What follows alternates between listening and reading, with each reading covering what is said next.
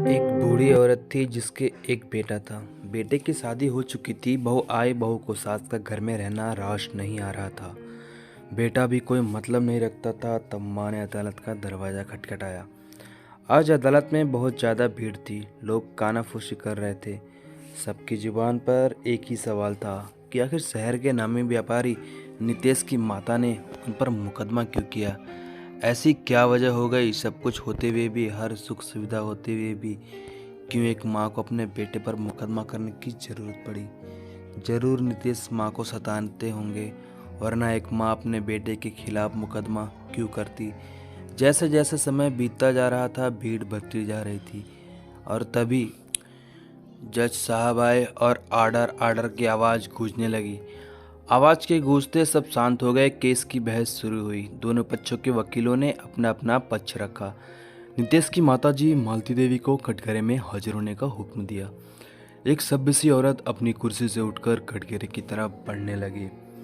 यही कोई 60-70 साल की महिला थी। वह सफ़ेद साड़ी पहने हुई थी, रंग गोरा, जिस पर बुढ़ापे के साथ साथ लाचारी के निशान भी थे। तो माताजी, क्या वजह है जो आपने अपने बेटे पर यह मुकदमा किया है? जज ने महिला को देखकर सवाल किया। साहब, मैंने अपने पति की मौत के बाद अपने बेटे की परवरिश अकेले ही की है।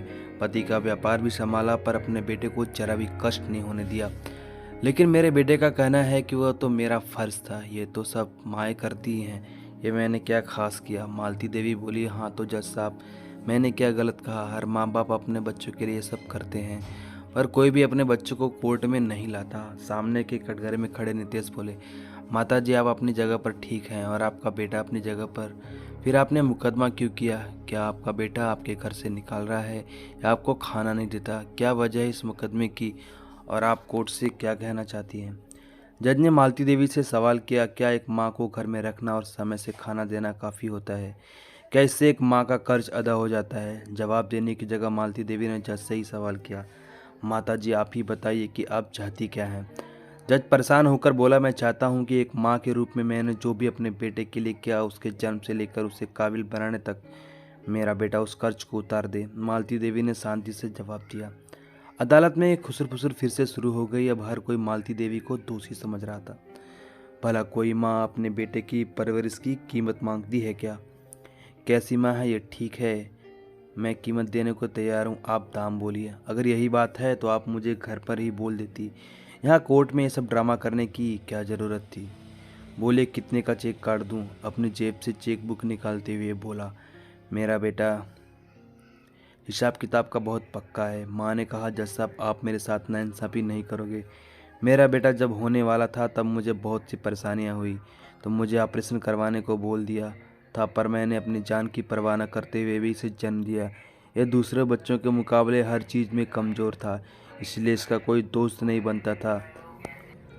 तो मैं इसकी दोस्त भी बनी, इसकी परवरिश में कोई कमी न रह जाए, इसलिए मैंने और मेरे पति ने दूसरे बच्चों का ख्याल भी छोड़ दिया।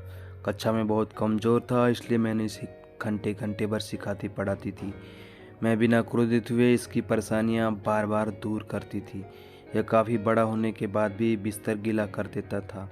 मेरे पति गुस्सा करते थे तो मैंने इसे लेकर अलग कमरे में सोना शुरू कर दिया। सारी सारी रात इसे इधर उधर करती थी कि यह गीला ना रहे। फिर धीरे धीरे यह बाकी बच्चों की तरह सामान्य होने लगा। पर तब तक मेरे पति की मृत्यु हो गई, उनका व्यापार डूबने लगा। तब मैंने अपने जेवर बेचकर व्यापार संभाला, साथ ही इस पर भी पूरा ध्यान रखा। लोगों ने मुझे यह कहकर दूसरी शादी का सुझाव दिया कि एक औरत के लिए अकेले ज़िंदगी काटने में बहुत मुश्किल होती है।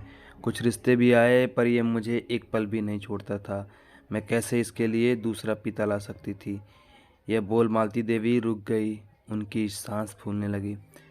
उनके वकील ने ये उन्हें पानी पिलाया, सामान्य किया और बाहर कुछ लोगों की गंदी नज़र से बचते हुए घर आकर बेटे के सामने सामान्य बनी रहती।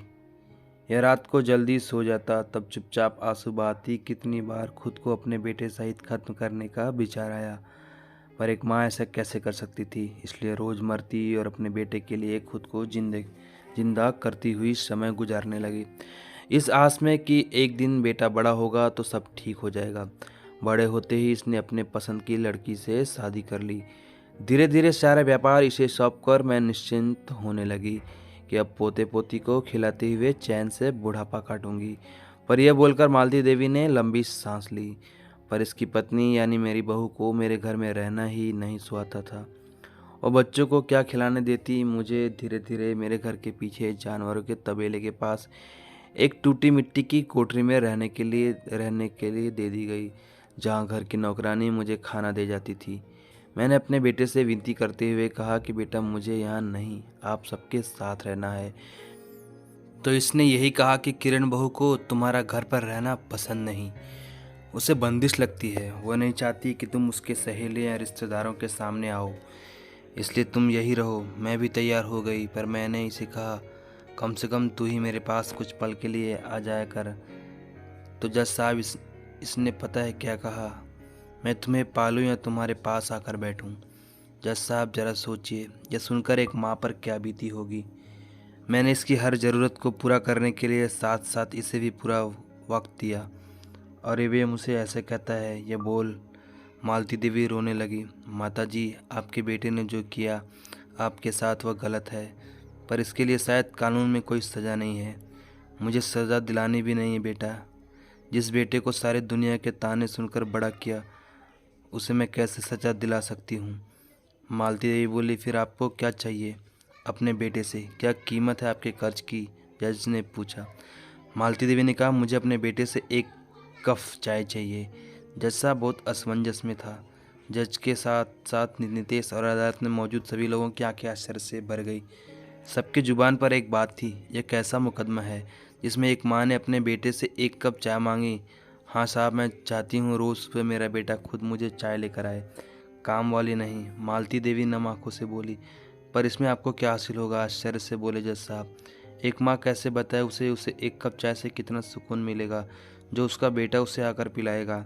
इसी बहाने कम से कम मैं रोज़ अपने बेटे को तो देख पाऊंगी, वरना तो महीनों ये मेरे पास नहीं आता। उसे कप चाय के बदले मैं अपने बेटे के सिर पर हाथ रखकर उसे आशीर्वाद तो दे पाऊंगी। इसी बहाने उसे छूकर भी देख लूँगी। उसे कप के बहाने कम से कम मेरा बेटा ये तो देख लेगा कि मैं जिंदा भी हूँ या मर गई।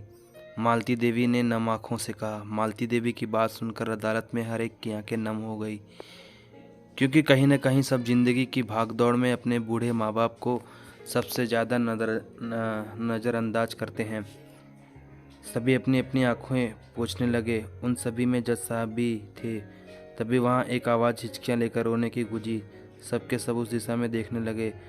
वह नितेश कटघरे में बैठे ज़ोर ज़ोर से रो रहे थे।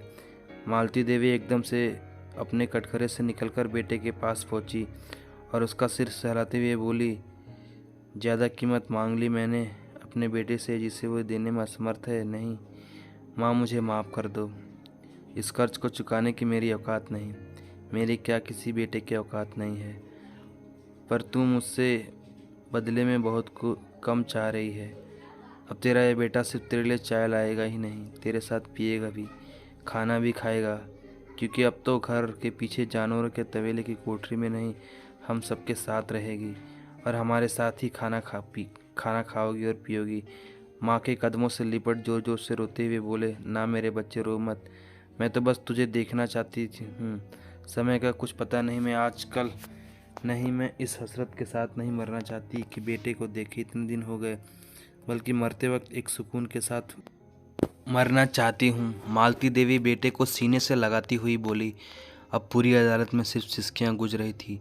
जज साहब को फैसला सुनाने की ज़रूरत ही नहीं थी, क्योंकि दोनों पक्षों में समझौता हो गया था। अब तो जज साहब को भी अपने घर भागने की जल्दी थी, क्योंकि उनकी माँ भी न जाने कितने दिनों से उनका चेहरा देखने को तरस रही थी। दोस्तों, कामकाज और ज़िंदगी की भागदौड़ में इतना भी ना मसरूफ़ हो जाइए कि अपने बूढ़े माँ बाप को नज़रअंदाज कर दे। दोस्तों, आपका इस कहानी के बारे में क्या कहना है? कमेंट में ज़रूर लिखें। धन्यवाद।